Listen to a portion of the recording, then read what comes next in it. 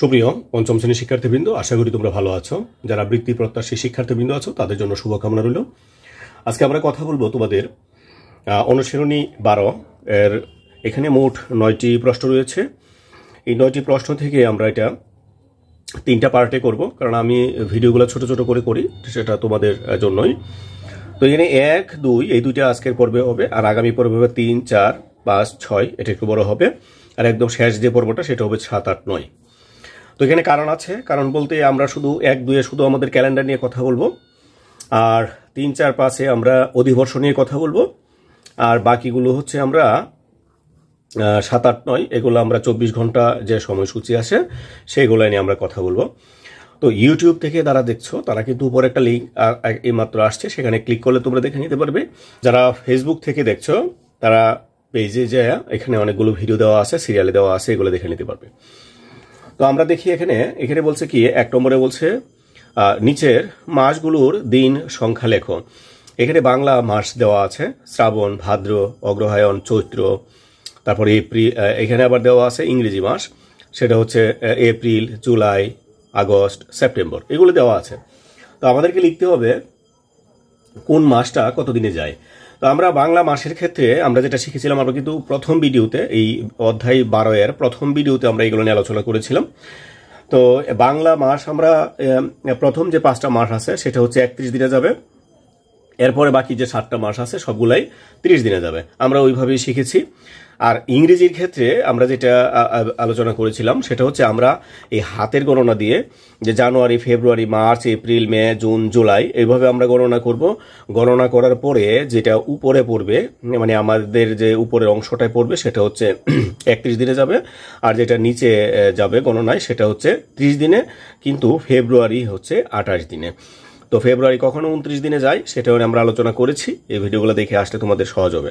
আচ্ছা চলো, তো আমরা এখন এখানের যে কাজগুলো আছে আমরা যদি সেগুলো করি, আমি লিখবো না খাতায়, আমি শুধু বলছি শ্রাবণ, তার মানে আমরা বাংলা, এটা বাংলা মাস। তো বাংলা মাসের প্রথম যে 5টা মাস আছে সেই 5টা মাস হচ্ছে 31 দিন। তো আমরা প্রথম মাসের মধ্যে বৈশাখ, জ্যৈষ্ঠ, আষাঢ়, শ্রাবণ, ভাদ্র, তার মানে শ্রাবণ হচ্ছে 4 নম্বর মাস, যেহেতু 4 নম্বর মাস সেটা 31 দিনে যাবে। তারপর আমরা ভাদ্র পেয়েছি আমরা 5 নম্বর মাস, সেটাও যাবে 31 দিনে। এরপর যেগুলো আছে, যে বৈশাখ, জ্যৈষ্ঠ, আষাঢ়, শ্রাবণ, ভাদ্র, অগ্রহায়ণ, সেটা হচ্ছে 6 নম্বর মাস, এই জন্য এটা 30 দিনে যাবে। চৈত্র, সেটা হচ্ছে 12 নম্বর মাস, সেটাও 30 দিনে যাবে। তো এইগুলো হচ্ছে আমাদের বাংলা যে মাস আছে বাংলা মাসের ক্ষেত্রে।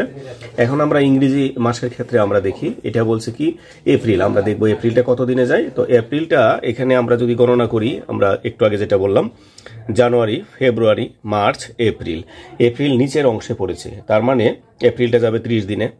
তারপর কি আছে জুলাই, জানুয়ারি, ফেব্রুয়ারি, মার্চ, এপ্রিল, মে, জুন, জুলাই, জুলাই পড়েছে উপরের অংশে, তার মানে এটা 31 দিনে যাবে। তারপর আগস্ট, জুলাইয়ের পরেরটা হচ্ছে আগস্ট, আবার আগস্ট ওইখান থেকে শুরু হবে, এটা যেহেতু উপরে পড়েছে এটাও হবে 31 দিনে। তারপর আগস্ট, সেপ্টেম্বর, অক্টোবর, নভেম্বর, ডিসেম্বরটা উপরের অংশে পড়েছে, তাই এটাও যাবে 31 দিনে। তো প্রিয় শিক্ষার্থী, এটা ছিল আমাদের 1 নম্বর যে প্রশ্ন ছিল, এটা তোমরা লিখে ফেলতে পারবা, যে শ্রাবণ মাস সমান দিয়ে 31 দিন, ভাদ্র মাস 31 দিন, অগ্রহায়ণ মাস 30 দিন, এটা 30 দিন, ওইভাবে লিখে ফেলবা। এখন আমাদের মানে আজকের গুরুত্বপূর্ণ যে বিষয়টা সেটা হচ্ছে আমরা 2 নম্বরে ক্যালেন্ডার সম্পর্কিত নিচের প্রশ্নগুলোর কিছু উত্তর আমরা দেব। এখানে 4টা প্রশ্ন রয়েছে, 4টা প্রশ্ন মানে এক এক রকমের। তো আমরা এটা দেখি কি হয়।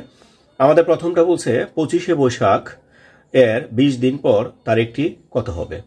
তো আমরা এটা একটু খাতা নিয়ে আমাদেরকে দেখাতে হবে। 25শে বৈশাখের পর আমরা যদি একটু দেখি, বৈশাখ এর 20 দিন পর, 20 দিন পর হলে 20 আমরা যোগ করব। তোর মানে কত দিন হচ্ছে 45 দিন, ঠিক আছে, মানে 45, এটা বৈশাখ মাসের যদি আমরা 45 বৈশাখ ধরি, তো বৈশাখ মাস তো আর 45 দিনে যায় না। বৈশাখ মাস কত দিনে যায়, বৈশাখ মাস হচ্ছে বাংলা মাস, ক্যালেন্ডারের প্রথম মাস, তার মানে এটা 31 দিনে যাবে। তাহলে আমরা 31 যদি বিয়োগ করি, 5 থেকে 1 চলে গেলে 4, 4 থেকে 1 চলে গেলে 3, 4 থেকে 3 চলে গেলে 1।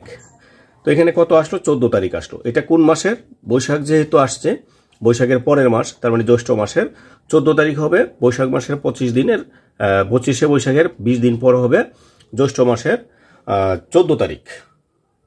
বিষয়টা কি বোঝাতে পেরেছি? এটা বৈশাখ মাস ছিল,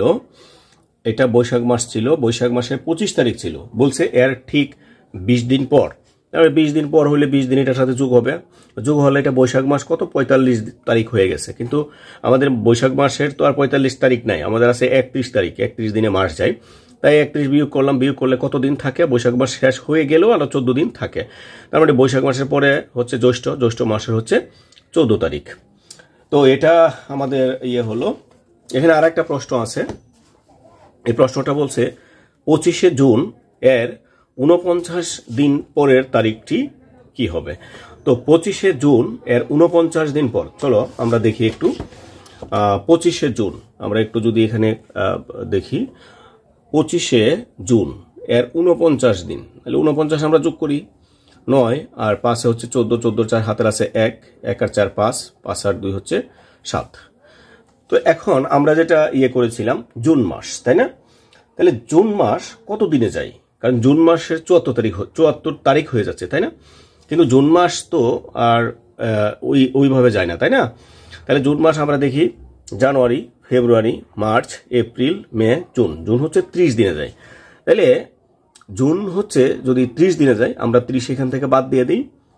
বাদ দিলে কত থাকি দেখি আমরা, 4 থেকে 0 চলে গেলে 4, 7 থেকে এটা চলে গেলে, তার মানে জুনের পরে কত? জুনের পরে জুন চলে গেছে কিন্তু, হ্যাঁ। তার মানে জুলাইয়ের হচ্ছে 44 তারিখ। কিন্তু জুলাই কি 44 দিনে যায়? জুলাই কিন্তু কখনো 44 দিনে যায় না। তাহলে আমাদেরকে কি করতে হবে? জুলাই মাস কত দিনে যায় সেটা এখান থেকে বিয়োগ করবো। তাহলে জুলাই মাস কত দিনে যায় আমরা একটু দেখি। জানুয়ারি, ফেব্রুয়ারি, মার্চ, এপ্রিল, মে, জুন, জুলাই। জুলাই হচ্ছে উপরে 31 দিনে যায়। তার মানে আমরা জুলাইটা এখান থেকে বাদ দিয়ে দেব। জুলাইটা যদি বাদ দিয়ে দেই, 4 থেকে 1 চলে গেলে 3, আর হচ্ছে এখানে পরের মাসটা কি হচ্ছে? আগস্ট।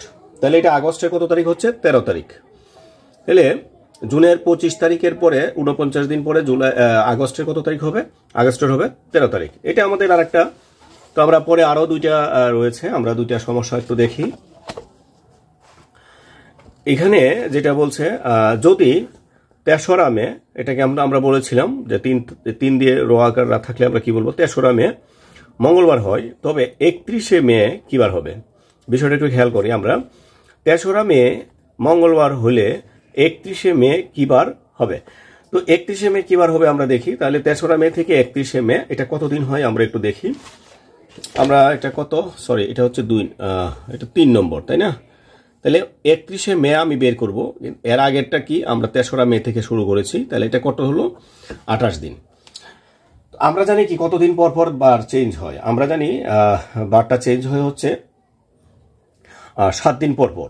তো আমরা যদি এই 7 দ্বারা ভাগ করি, 7 দ্বারা যদি ভাগ করি তাহলে কত হবে? 4 7 28।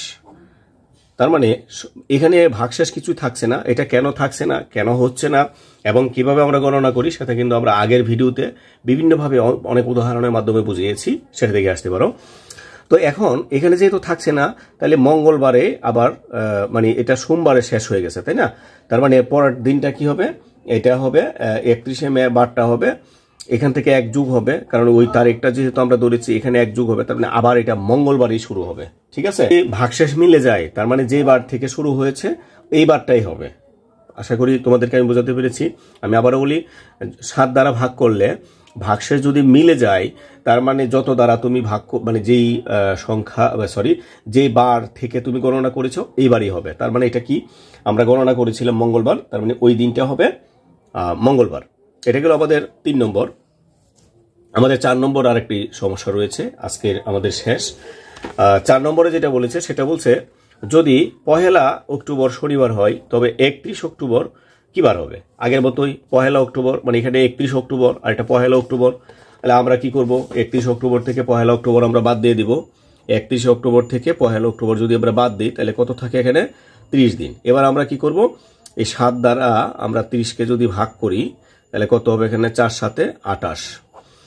তাহলে এখানে কত থাকে? 2। আমি বলছিলাম কি যদি মিলে যায় তাহলে এটা যে বার থেকে শুরু হয়েছিল এবারই হবে। তো এখন আমাদের কি হয়েছে? 2 বার বেশি আছে। তার মানে যদি এটা না থাকতো তাহলে এটা শনিবার হতো। পেয়েছি, হ্যাঁ, যে আমরা বুঝলাম যে যদি এখানে অবশিষ্ট না থাকতো তাহলে এটা শনিবার থেকে শুরু হয়েছে, এটা শনিবার থাকতো। যেহেতু 2 অবশিষ্ট আছে তার মানে আরো 2 দিন সামনে যাবে, শনিবার, রবিবার, সোমবার।